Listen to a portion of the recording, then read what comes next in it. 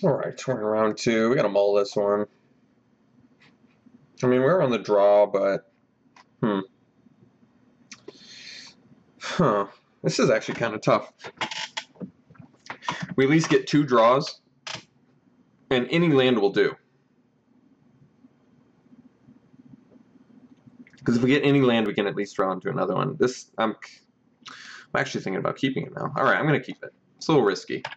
But I think if we can draw any land, and we get 2 opportunities, so we basically get a little bit less than 2 coin flips to do this, which is not too bad.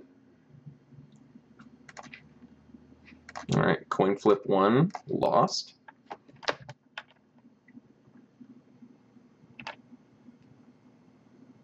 We might make this trade. They're not going to be able to return this until a little bit later, so, well, I guess we're not given that option. So let's see if we can win our second coin flip here. Coin flip 2 is 1. So we'll play the skirmisher now.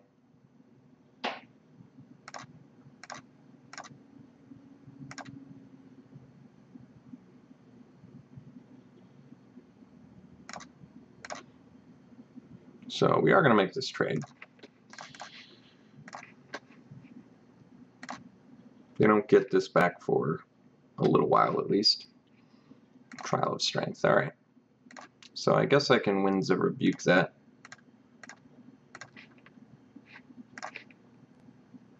So we'll play the cat. And then we'll pass.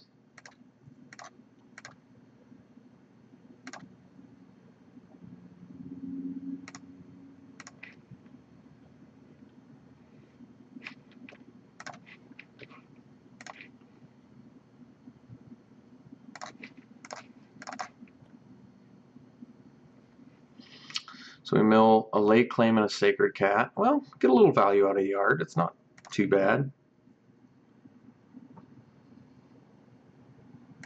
Festering Mummy, okay. And lay bare the heart. So I assume they're going to take, I don't know, take Cropmate, which is kind of an interesting choice. I guess it's honestly, it's only an interesting choice because they decided so quickly. I'm not sure why it was such an easy decision.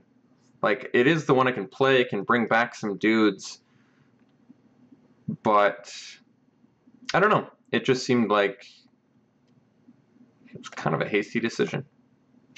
So we're going to cartouche here, draw.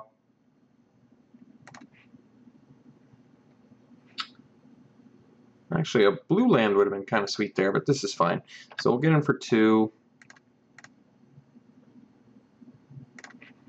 And we'll play our cat from the graveyard.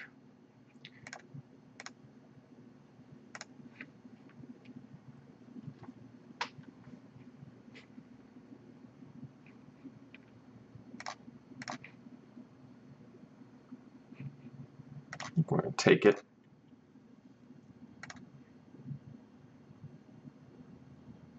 Okay. Hooded Brawler. No cards left in hand. That's cool. So I imagine they have cartouches in there, but this is just fine. So let's play the land. Let's play the Oracle. We get to look at some stuff and things. Really like Oracle. Great card.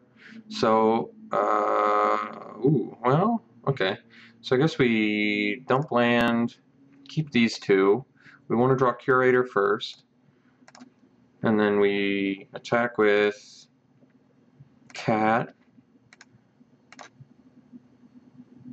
And play a Slitherblade and pass.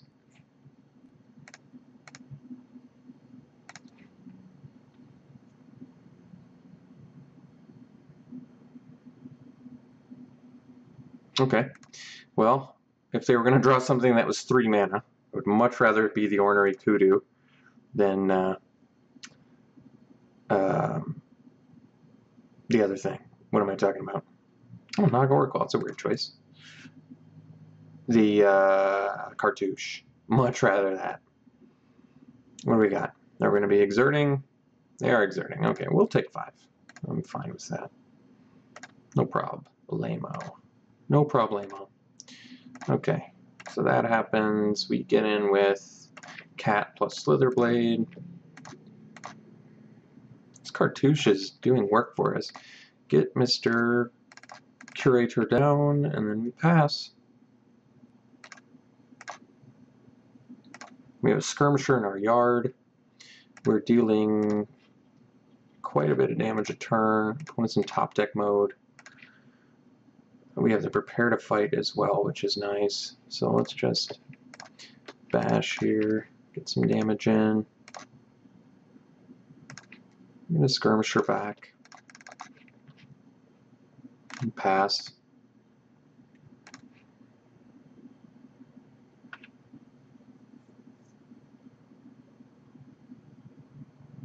Okay. So we get game one. We're playing against red, or excuse me, black, green, splash red. But why splash red? Why are you playing Inciter? Like, that's weird. So, some weird stuff going on. Have to assume there's a cartouche in there. Maybe it's Cartouche of Zeal because they're really wanting to go off on these trials, but even that seems very ambitious. Trial of ambitious, one might say. So, we still have the, I mean, we're still just looking at our... Impeccable Timing is actually legitimately good against the Hooded Brawler, because even if they exert, you can just kill it in response to that trigger. So that is actually something to keep in mind. But would I play it over anything? Maybe the late claim is not going to be as good here. Maybe I just want the timing. I mean, we don't know what their late game is. Late claim is just good because if you're ahead and you're getting flooded, it's like a great top deck. It's just something kind of wins the game. But they look more aggressive. I'm actually going to do, I'm going to go with my gut and say the Impeccable Timing is going to be, because just based on what we saw, Impeccable Timing seems like it's going to be much more valuable to us than a late claim. If I see a big fat fatty, maybe I'll bring it back. But I think the timing ultimately is going to be better. So let's do this.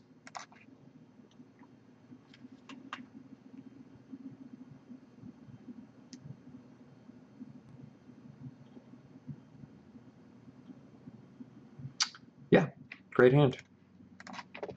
All three colors. Knock out Oracle for the value, because Oracle is just legitimately a great card. Really have come full circle on that card, by the way. I never thought it was bad. I just never thought it was as good as it is, which is to say it is very good.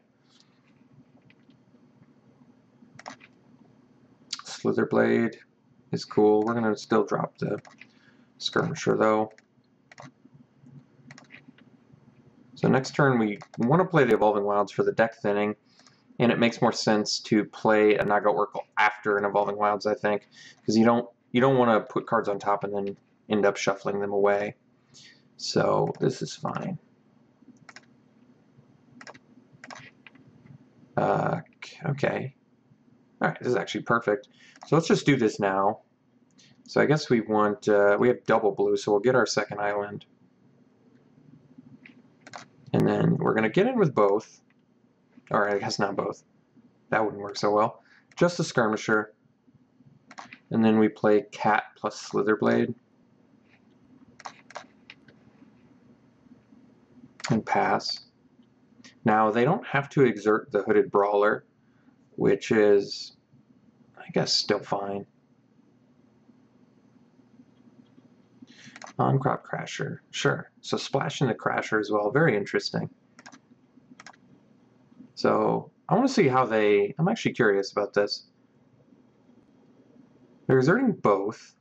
I want to see what they do with this Crasher. Make it so the Cat can't block. Well, this is actually fine. Now we get to block with a Fan Bearer and a Slitherblade. We trade one or the other. That's just fine with me. This is a great trade for us. Plus, we're still gaining life. Yeah, this is going to work out fine and dandy for me. Okay, so now we just bash. Their guy's exerted. We play the Oracle. More value to be had here. Oracle's just phenomenal. What a phenomenal card. Really mitigates that flood really well. So we dump this, and then we keep these two on top. And we want to draw the elite first, from what I see, because we have a lot of creatures out there.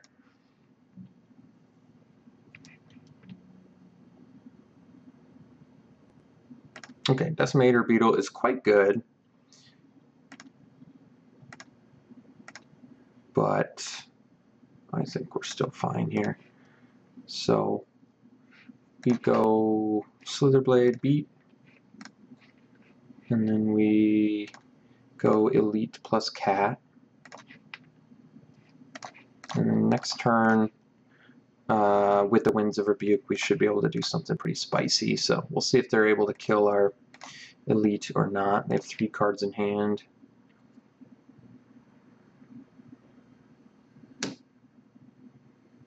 You know, Naga Oracle being a 2/4 might be sort of one of the, almost like the real surprise, amazing factor about Naga Oracle, I think. Because not only is it increasing your card quality and getting rid of excess lands, which is amazing, but 2/4 body surprisingly is good. Okay, that was an interesting choice. So we'll take our medicine here.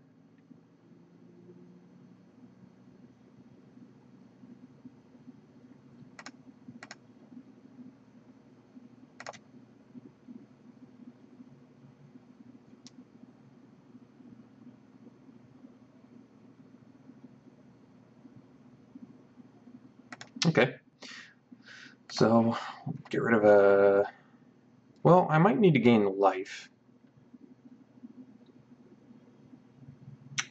What am I getting in for next turn? 3, 7, no wait, 3, 6, 8, 10 damage. Alright, we'll dump the cat. I mean, the fact that I can bring it back, I think, you know, just makes it so much easier to do. Okay, so let's get in there, exert, get our lifelink on here.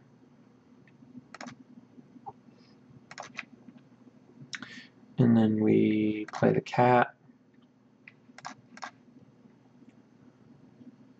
And I think we'll just leave up Winds of Rebuke.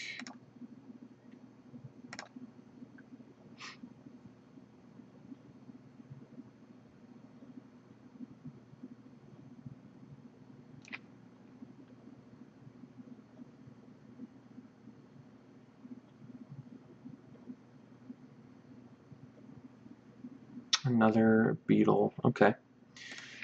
Sure. Oh, I should have actually bounced it in response because, I mean, it doesn't matter. I guess if they have like a Patra's Mark or something, it could matter, but we'll just do this. Okay. So that should do it. That should wrap her up nice and tight.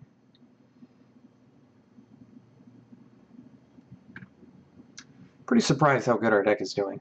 I'm not gonna lie. Yeah. Considering our only actual pump is like Takrop Elite, that card is just, that's like our, that's almost more bomb for our deck than Curator, honestly. But yeah, I mean, our deck is doing very, very well. Honestly, I would argue we're winning on the back of Naga Oracle and Pull from Tomorrow, because we are just spewing our hands out, getting in, just pecking away very slowly, but then just rebuilding some key tempo cards like Naga Oracle. Okay, now I have Arrest, or now I have a Bounce Spell, now I have a way to get Evasive, now I can dump embalm stuff in my graveyard and look for better spells and still get creatures out of value town here out of graveyard. So it's pretty cool how this is working, but we'll see in round 3, see how it plays there.